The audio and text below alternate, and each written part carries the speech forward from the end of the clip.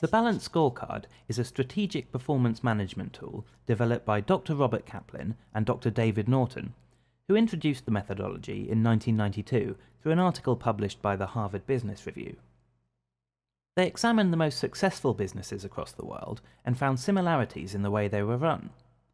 Each of the top-performing businesses had a very clear vision and strategy that was managed across the key areas of finance, customer, internal processes, and knowledge and growth. Kaplan and Norton formalized this structure as the Balanced Scorecard, creating perspectives based on these key areas, thus providing the balance between financial and non-financial measures. The financial perspective looks at top-level financial objectives and measures to answer the question, how do we look to our shareholders? The customer perspective focuses on customer satisfaction, answering the question, how do our customers see us? The internal processes perspective determines how well the business is running and whether we provide what our customers actually want. In other words, what should we be best at? The learning and growth perspective looks at people, their skills, training, leadership, and knowledge, answering the question, how can we improve and create value? The perspectives map out the company vision and strategy. This in turn can lead to the creation of a formal strategy map. That is, the company strategy stated in simple terms in an easy-to-understand form based on the 4 Balanced Scorecard perspectives. Within each perspective comes the identification of a small number of strategic objectives, setting targets for the objectives, and then measuring against the targets on a regular basis to determine success or failure. Measurement is undertaken through performance measures.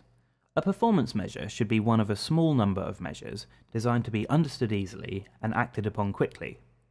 Much in the same way as a doctor or nurse will monitor pulse rate and temperature to determine the overall health of a person, with performance measures we are attempting to do the same for an organisation. Performance measures must contain both leading and trailing measures. All too often we concentrate on trailing measures. Why? Because they are easy to measure and they're accurate. If I want to lose weight, I get on the scales. This gives me proof positive if I have succeeded or not. It does not give me any help to succeed. If I plan to go for a series of runs and decide how much I'm going to eat, then I have put in place 2 leading measures that will help me succeed. Leading measures are harder to identify, but they are the only measures that can be influenced and therefore make a difference.